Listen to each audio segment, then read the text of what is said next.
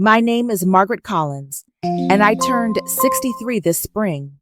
I've been a widow for 9 years, a retired elementary school teacher who still keeps her classroom voice tucked away like a folded sweater. On a gray Sunday in late October, I carried a chocolate birthday cake into my own dining room and set it in front of my daughter, Claire. 41 candles blinked like a small city at dusk. I waited for the laugh we used to share, the one where she'd roll her eyes and say I'd overbaked it again, then eat 2 slices anyway. She leaned back in the chair I bought when she was starting middle school, the one with the nick along the arm where she'd once banged her backpack. Claire's lips pulled into a flat line. "Mom," she said, steady as a level on a workbench. "The best gift you could give me is to leave my life." For a second, I thought I'd misheard. The kitchen clock clicked once, a neat little metronome, and the candles made short blue tongues. I asked her to repeat herself, because that's what teachers do when a child says something unkind. You give them a chance to rewind. She didn't rewind.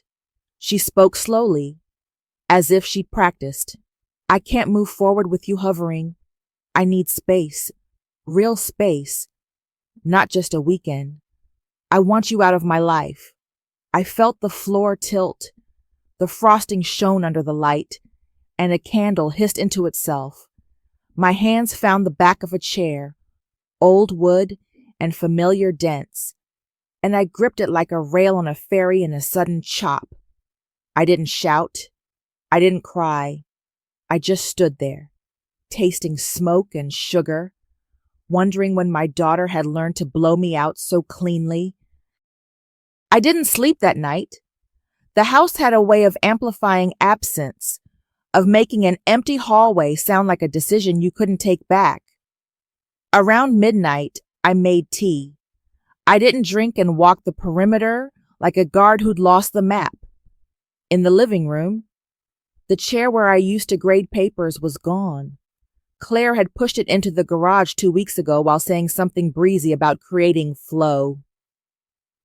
The television I never watched murmured an insurance commercial, low volume left on from Daniel's afternoon football. At 2 a.m, I opened the kitchen drawer where I kept birthday candles and index cards, a habit left from teaching. I pulled an index card free and wrote the sentence exactly as she'd said it. "The best gift you could give me is to leave my life." I dated it in the corner.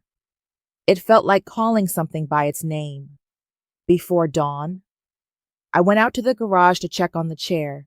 It leaned beside boxes of Claire's clothes, the corduroy blazer from college folded on top like a flag. The air smelled of grass clippings and old paint. I brushed a line of dust off the arm and thought about the afternoon she'd spilled orange soda there and cried because she thought I'd be furious. I hadn't been. I told her we could fix anything sticky if we caught it soon enough. When the sun finally shouldered up, I washed my face and made oatmeal. Claire came downstairs in a bathrobe that wasn't hers. She took a spoon, dipped it into the pot without asking, and didn't look at me.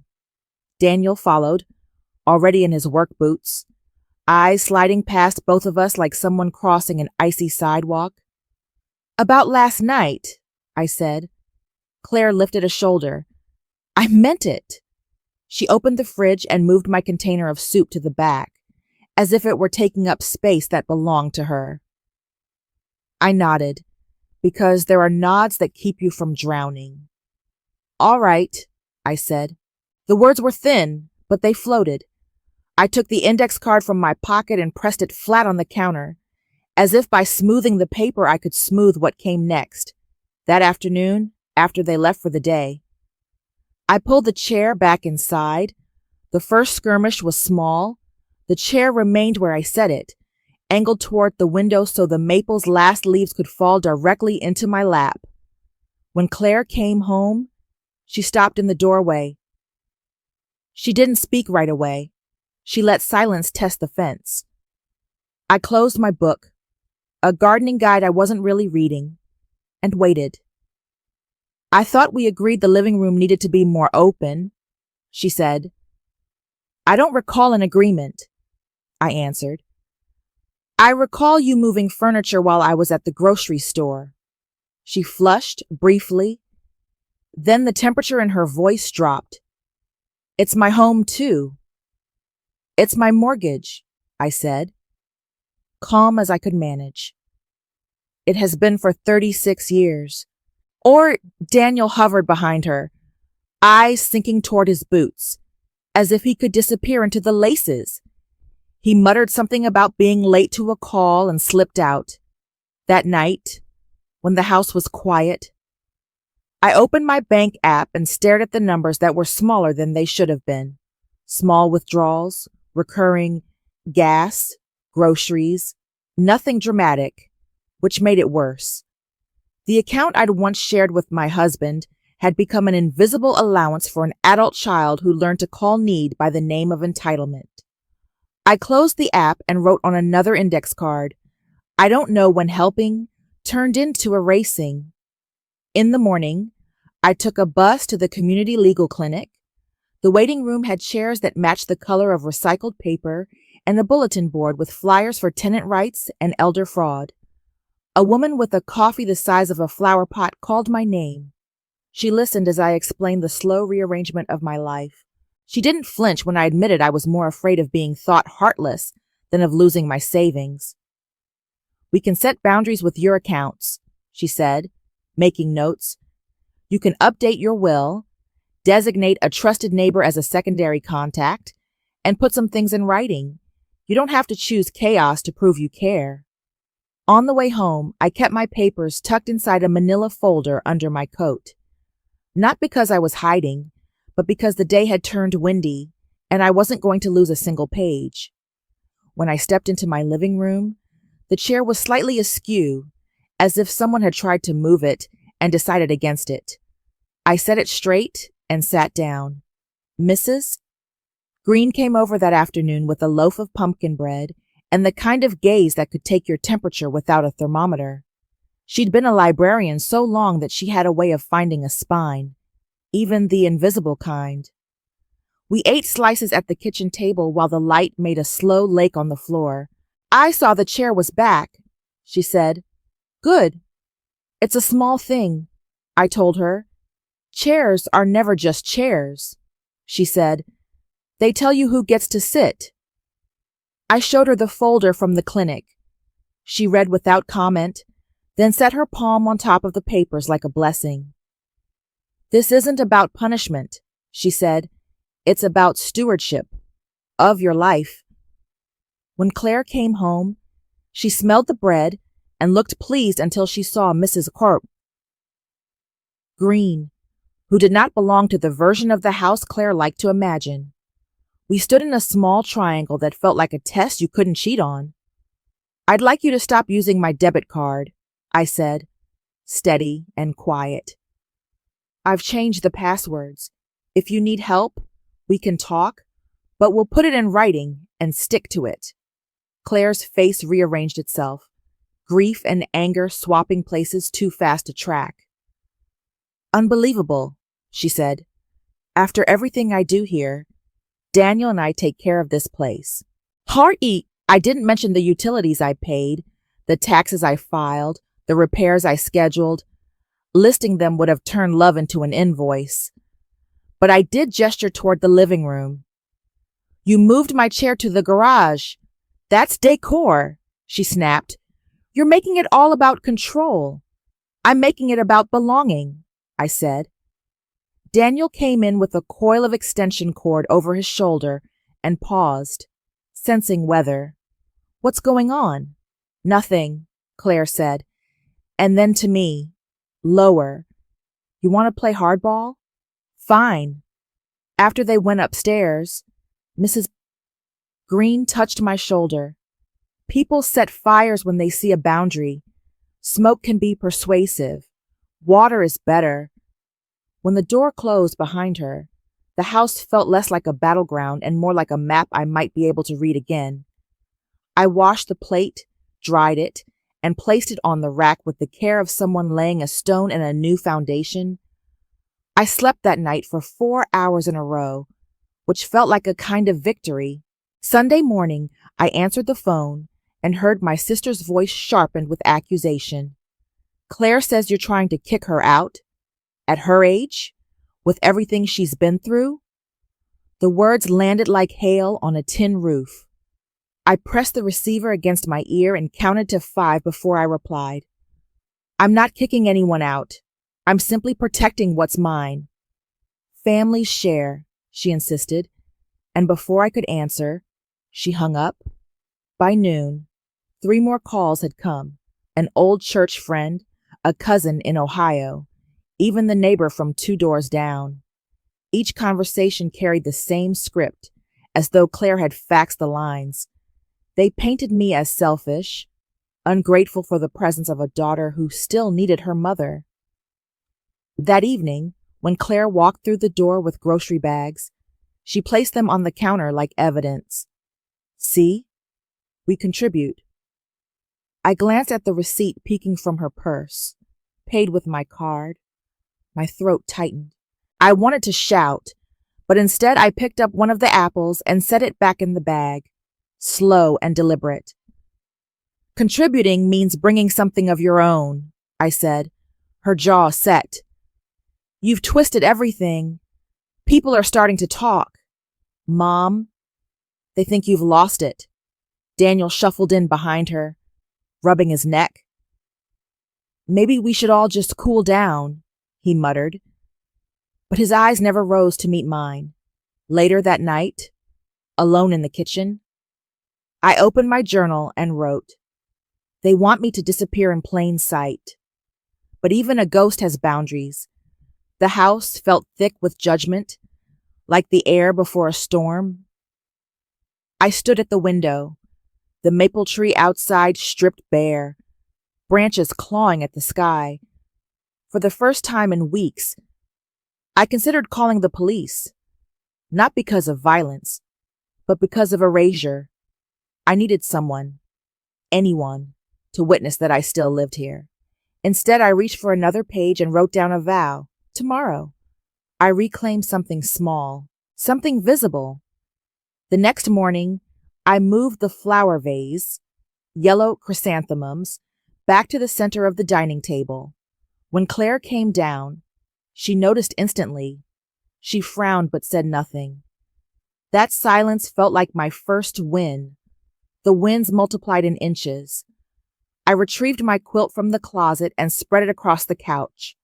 I placed my late husband's photograph back on the mantel, where it had sat for decades, until Claire tucked it into a drawer. Each act was minor, almost invisible, but to me it felt like oxygen returning to a starved room.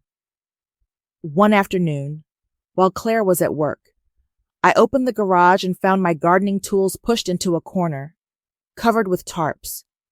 I rolled the wheelbarrow out, cleaned the rust from the spade, and carried everything back to the yard. Kneeling in the soil, I planted bulbs that would bloom come spring. The earth was cold but generous, a reminder that life grows again even after frost. When Daniel came home, he paused at the sight of dirt under my nails. You're digging again? Yes, I said, meeting his gaze. This house is still mine. The garden is still mine. He shifted awkwardly, as though caught between referee and accomplice, then disappeared inside. By the end of the week, the yard showed signs of new order, neat rows of soil, a patch of tulip bulbs marked with wooden stakes. Mrs. Green stopped by and admired them, telling me the neighborhood had missed my flowers. Her words draped across my shoulders like a shawl. Inside, tension simmered. Claire slammed cabinets louder than necessary. She started leaving dishes in the sink, as if to underline whose mess I should clean. I didn't. I let the plates stack until Daniel, weary of the smell, washed them himself. One night at dinner, she glared at the quilt on the couch. Why are you dragging all this old stuff back? Because it belongs here, I answered. Her fork clattered against the plate. You're suffocating us. I leaned forward. Steady. No. Claire. I've been suffocating for years. I'm just breathing again. The silence that followed was jagged, but it held. I cleared my plate and carried it to the sink, my back straight, my steps unhurried. Upstairs, I heard a door slam. Downstairs, in the quiet. I let myself smile for the first time in months. It happened on a Thursday night, the kind of evening when the house should have been peaceful. I had finished a sketch of the tulips sprouting in the yard and was rinsing my brushes when Claire stormed into the kitchen. Her cheeks were flushed, her eyes fierce, as if she had rehearsed every line. "Either you drop this nonsense with the lawyer," she snapped, "or you'll never see me again." The paint water trembled in its jar. I set the brush down carefully, as though balance could protect me. "Claire," I said, "I'm not trying to push you out. I'm making sure I'm not erased. You call it protection. I call it betrayal." Her voice cracked. "I've told everyone how cruel you've become. They believe me." Daniel entered then, carrying his tool bag. He looked from her to me, then down at the linoleum floor. "Maybe we should go." "Claire." Her head whipped toward him. "Go where?" "Anywhere. We can't keep fighting her. It's not worth it." For a heartbeat, she stared at him, stunned, as though his words had opened a trap door. Then she spun back to me. "Fine. Enjoy your lonely kingdom." She stormed upstairs, gathering clothes, the thud of drawers slamming like hammers. Daniel muttered an apology I barely heard.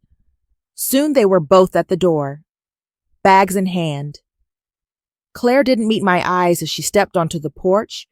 When the door clicked shut, the silence roared. My knees nearly buckled, but I made myself stand upright, listening to the clock tick. I told myself that silence was not emptiness, it was proof of survival. Later, I sat in the chair by the window, moonlight pouring across the floor. The room was mine again, but the victory tasted like metal. I thought of Claire at 8 years old, running home from school with scraped knees, certain I could fix anything with soap and bandages. Now she'd given me a wound no salve could reach. I wrote in my journal until the words blurred. I didn't choose to lose her. I chose not to lose myself. And though tears streaked the page, I signed my name firmly at the bottom, as if to remind myself who I still was.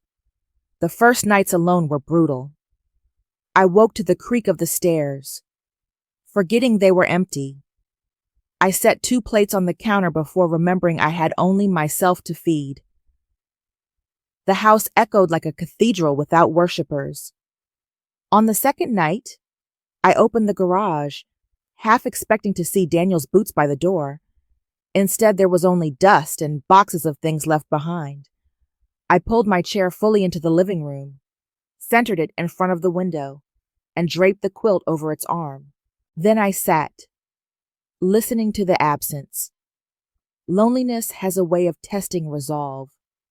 Memories of Claire as a child rushed at me, her hand slipping into mine on a crowded street, her squeal of delight when I surprised her with ice cream, her whisper in the dark that she wished we'd never grow apart. Each recollection was a blade, but I let them cut. I wanted to feel them honestly instead of pretending they hadn't happened. Some nights I cried so hard I startled myself. Other nights, I sat perfectly still, like a sentry keeping watch over the fragile ground I'd reclaimed. The maple tree outside was skeletal now, its branches rattling in the wind like old bones. Still, I looked to it for proof that cycles turn, that even stripped bare, life waits to begin again. I kept my journal close. On one page I wrote, "Grief is the cost of freedom. I will pay it." On another, "Better lonely with dignity than crowded by erasure." By the end of the week, I managed to cook a full meal for one, baked salmon, roasted potatoes, a glass of white wine. I ate slowly, savoring each bite, not because the food was extraordinary, but because the act of feeding myself felt like defiance. After dinner, I placed the empty plate on the counter and whispered aloud to the quiet kitchen, "I'm still here." The words carried no audience, no applause, but they were mine. And in that moment, that was enough. Spring crept in with quiet footsteps, softening the edges of winter. I joined a painting class at the community center, nervous as a schoolgirl on her first day.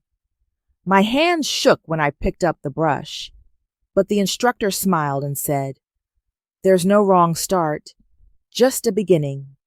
The room smelled of acrylics and coffee. Around me sat retirees, single parents, even a young man who worked nights at the grocery store. We painted bowls of fruit, crooked barns, flowers bursting in colors I never dared to mix before.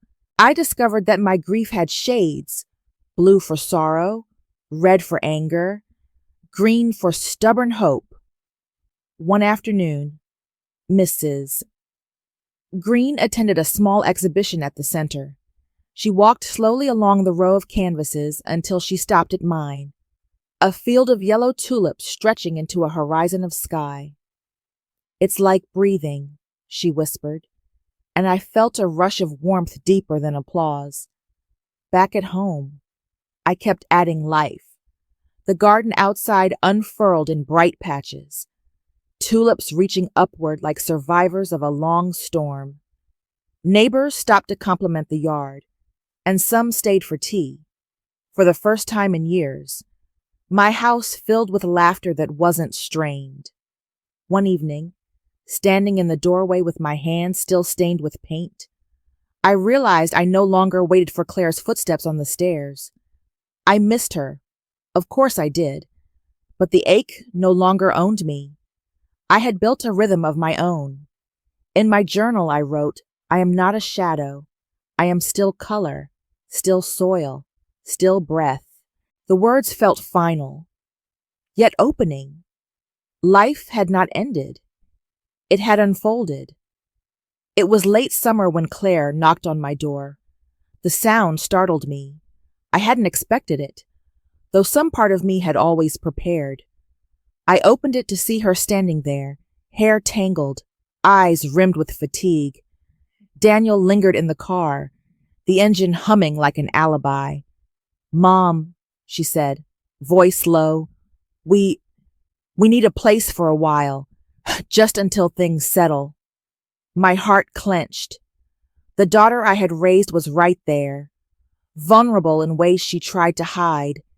Every instinct begged me to pull her inside, to tuck her into the safety she once knew.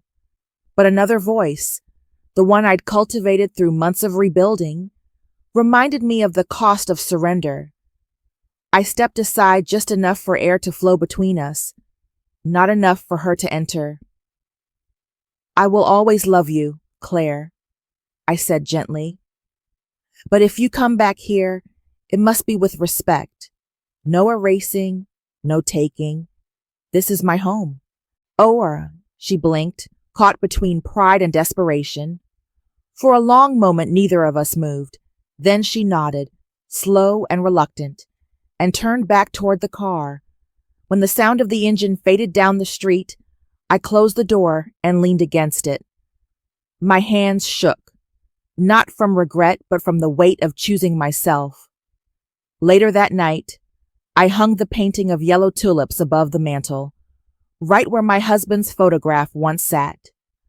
The flowers blazed under the lamplight, bright and unapologetic. In the silence, I whispered, "I belong here." And for the first time in years, the house didn't echo back emptiness. It answered with peace,